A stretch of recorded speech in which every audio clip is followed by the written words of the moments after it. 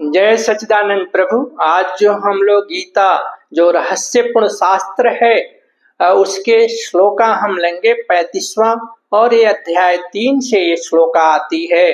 उसके सही अर्थ को समझेंगे क्योंकि उसके सही अर्थ करने में हम लोग ज्यादातर भूल कर देते हैं कि सही क्या अर्थ है। सो श्लोका को हम लोग देखेंगे कि क्या है श्लोका। अध्याय 3 का 35वां श्लोका।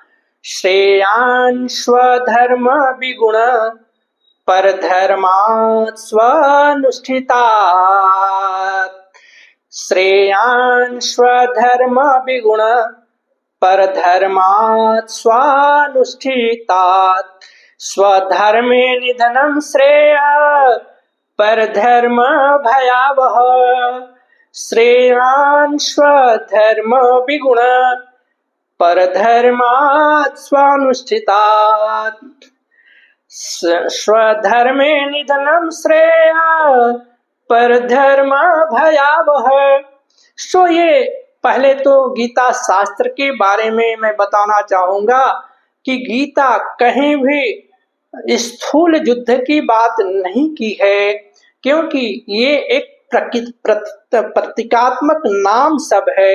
ये युद्ध लगता है, असली युद्ध जो है हमारी साधना पथ में आने वाली कठिनाइयों का कैसे निवारण करें, उससे कैसे हम निकलें, उसके बारे में बात हुई है। सो आपके साधना पथ में जो कठिनाइयां आती हैं उससे हम कैसे अच्छी तरह युद्ध करके उससे निकले।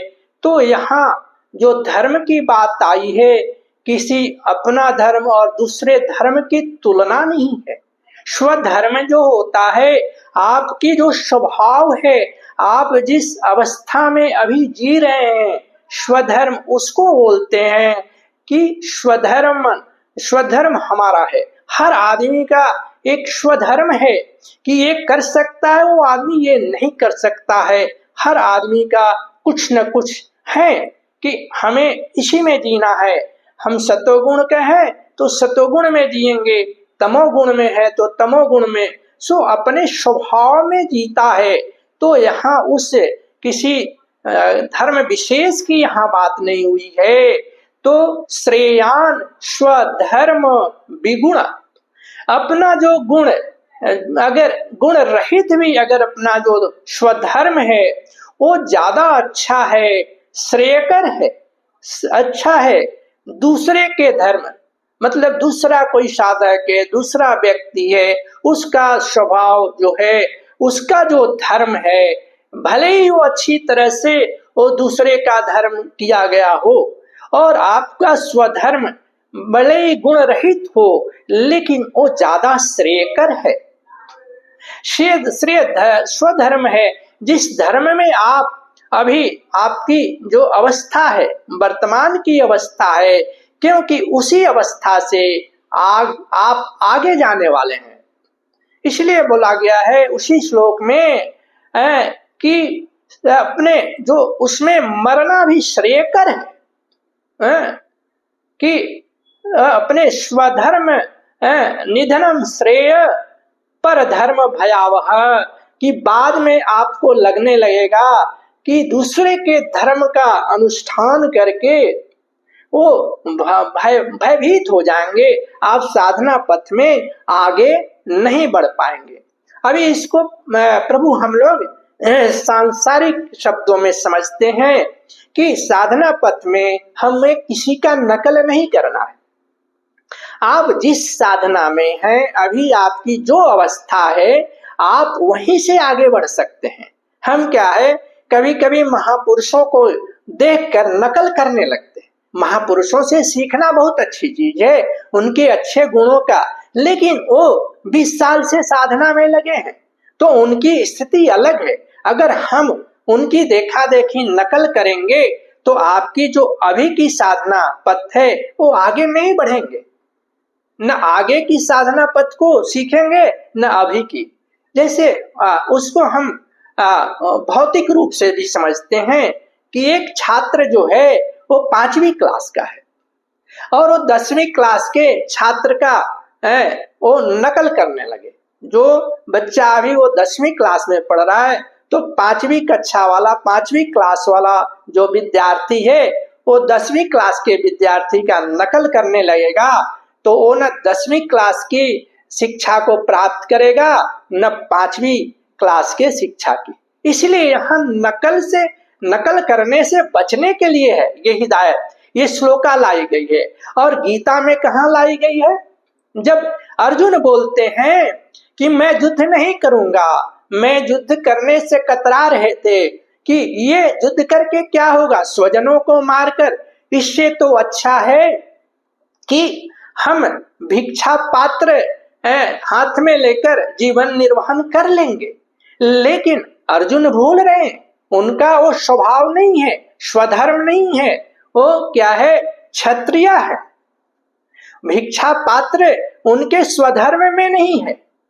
वही भगवान कृष्ण उनको समझा रहे हैं, अर्जुन तुम्हारा जो है इस धर्म क्षेत्र में युद्ध करते हुए मरना भी श्रेयकर है। भिक्षा पात्र लेकर जीवन निर्वहन की जो तुम बात कर रहे हो वो तुम्हारा धर्म नहीं है।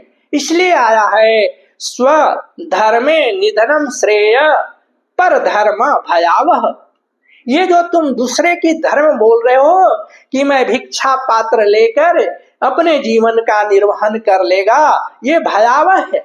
अगर कोई तुमको उलाहना देगा कि तुम तो युद्ध से भाग गए थे, भगोड़े हो, तो तुम वो दूसरा स्वधर्म जो है, दूसरे का जो तुम उधार लेके भिक्षा पात्र की बात कर रहे हो, उसको छोड़कर तुम गांधी उठा लोगे। सो कहने का मतलब भगवान कृष्ण इसलिए अर्जुन को समझा रहे, इसलिए वो श्लोका ये लाए, श्रेयान स्वधर्म विगुण पर धर्मात् स्वानुष्ठिता। तुम्हारा भले ही वो गुण रहित है तुम्हारा स्वधर्म, लेकिन कल्याण तुम्हारा वहीं से स्टार्ट होगा, वहीं से शुरू होगी, जो आपकी साधना पथ में प्रारंभिक अवस्था है। दूसरे का नकल मत कीजिए, क्योंकि वो आपका स्वभाव नहीं है, स्वधर्म नहीं है।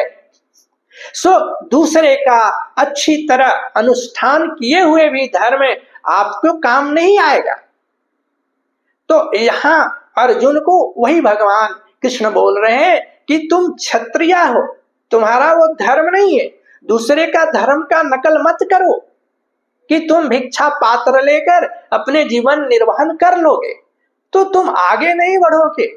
तो इसीलिए वहां मरना जो है तो श्रेयकर है, क्योंकि तुम फिर जो है भयावह हो जाएगी तुम्हारी स्थिति, न इधर का न उधर का।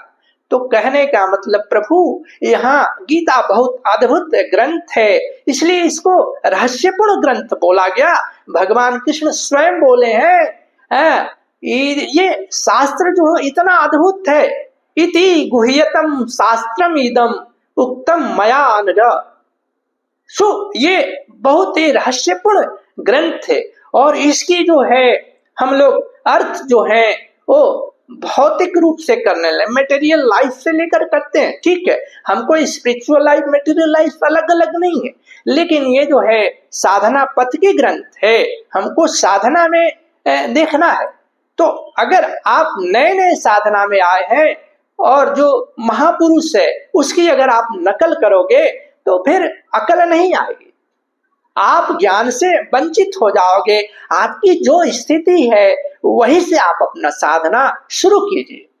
तो कहने का मतलब स्वधर्म या धर्म जो है, पर धर्म और स्वधर्म, ये किसी धर्म विशेष की चर्चा ही नहीं है प्रभु। इसमें बहुत लोग भूल कर जाते हैं कि स्वधर्म क्या है।